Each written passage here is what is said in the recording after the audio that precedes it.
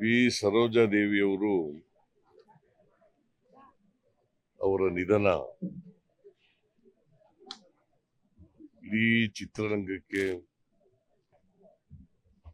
ದೊಡ್ಡ ಆಘಾತವನ್ನ ಉಂಟು ಮಾಡಿದೆ. ಅವರು ಬಹಳ ಚಿಕ್ಕ ವಯಸ್ಸಿನಲ್ಲೇ ಸಿನಿಮಾ ರಂಗವನ್ನು ಪ್ರವೇಶ ಮಾಡಿ ಸುಮಾರು 70 ದಶಕಗಳ ಕಾಲ ಚಿತ್ರರಂಗದಲ್ಲಿ ಇದ್ರು.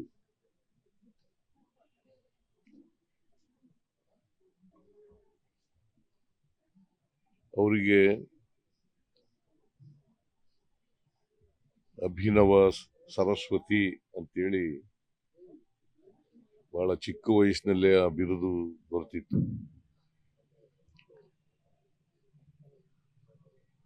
ಅವರೊಬ್ಬರು ಮೇರು ನಟಿ. ಬರೀ ಕನ್ನಡದಲ್ಲಿ ಅಷ್ಟೇ ನಟನೆ ಮಾಡಿರಲಿಲ್ಲ, ತಮಿಳು, ತೆಲುಗು, ಹಿಂದಿ ಈ ಭಾಷೆಗಳಲ್ಲೂ ಕೂಡ ಅವರು ಪಾತ್ರಗಳನ್ನು ಮಾಡಿ ಸೈ ಅನಿಸ್ಕೊಂಡಿದ್ದಂತ ಒಬ್ಬ ಅದ್ಭುತ ನಟಿ. ಮತ್ತೆ ಎಲ್ಲ ಭಾಷೆಯ ಹೆಸರಾಂತ ನಟರ ಜೊತೆನಲ್ಲಿ ನಟಿಸಿದರು.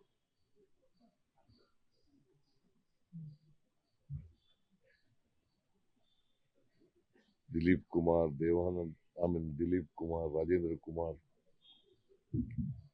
MGR, NTR, ಶಿವಾಜಿ ಗಣೇಶನ್, ನಾಗೇಶ್ವರ ರಾವ್, ಆಮೇಲೆ ಕನ್ನಡದ ಮೇರು ನಟ ರಾಜ್ಕುಮಾರ್, ಅವ್ರ ಜೊತೆ ಕೂಡ ಅನೇಕ ಚಿತ್ರಗಳಲ್ಲಿ ನಟಿಸಿದ್ರು. ಅವ್ರು ಮಾಡದಂತ ಯಾವುದೇ ಪಾತ್ರ ಇರ್ಬಹುದು, ಆ ಪಾತ್ರಕ್ಕೆ ಜೀವ ತುಂಬತಕ್ಕಂಥ ಕೆಲಸವನ್ನ ಮಾಡ್ತಾ ಇದ್ರು. ಮತ್ತೆ ಬಹಳ ಖಾಸಗಿ ಜೀವನದಲ್ಲೂ ಕೂಡ ಶಿಸ್ತುಬದ್ಧ ಜೀವನವನ್ನು ನಡೆಸ್ತಾ ಇದ್ರು.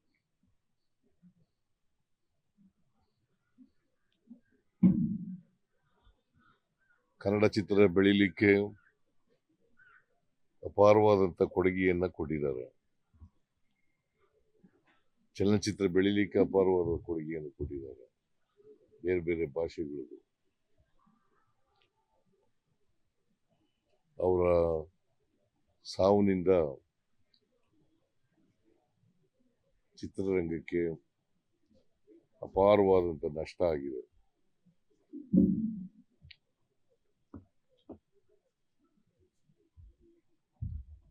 ಅವರ ಆತ್ಮಕ್ಕೆ ಚಿರಶಾಂತಿ ದೊರಕಲಿ ಅಂತೇಳಿ ನನ್ನ ಪರವಾಗಿ, ಸರ್ಕಾರದ ಪರವಾಗಿ ಪ್ರಾರ್ಥನೆಯನ್ನು ಮಾಡ್ತೇನೆ. ಮತ್ತೆ ಅವರ ಕುಟುಂಬ ವರ್ಗದವರಿಗೆ ಅವರ ಸಾವಿನ ದುಃಖವನ್ನು ಭರಿಸ್ತಕ್ಕಂಥ ಶಕ್ತಿ ಕೊಡ್ಲಿ ಅಂತೇಳಿ ಪ್ರಾರ್ಥನೆ ಮಾಡ್ತೇನೆ. ಸರ್ಕಾರದ ವತಿಯಿಂದ ಸ್ಟೇಟ್ ಆನರ್ ಅನ್ನ ಕೊಡ್ತಾ ಇದ್ದೀವಿ. ಸ್ಟೇಟ್ ಆನರ್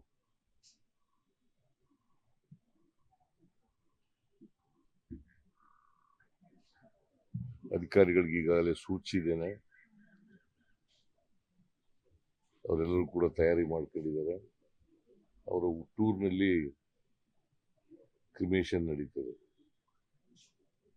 ನನಗೆ ಬೇರೆ ಮೀಟಿಂಗ್ ಇರೋದ್ರಿಂದ ನಿನ್ನೆನೂ ಕೂಡ ನಾನು ಇಂಡಿಗೆ ಹೋಗ್ಬೇಕಾಗಿರೋದ್ರಿಂದ ಇಲ್ಲಿ ಬರೋಕ್ಕಾಗಲಿಲ್ಲ. ಇವತ್ತು ಅವರ ಅಂತಿಮ ದರ್ಶನವನ್ನು ಪಡೆದಿದ್ದೇನೆ. ನಾನು ಹಿಂದೆ ಅನೇಕ ಸಾರಿ ವಿ ಸರೋಜಾದೇವಿಯವರನ್ನ ಭೇಟಿ ಮಾಡಿದ್ದೆ.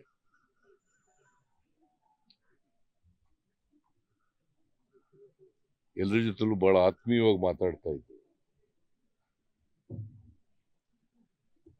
ಪ್ರೀತಿಯಿಂದ ಮಾತಾಡ್ತಾ ಇದ್ರು.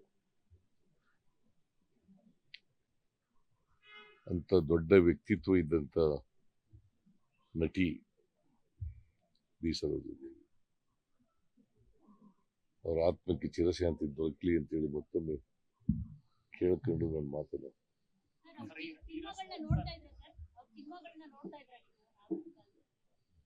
ನೋಡಿದ್ದೀನಲ್ಲಮ್ಮ.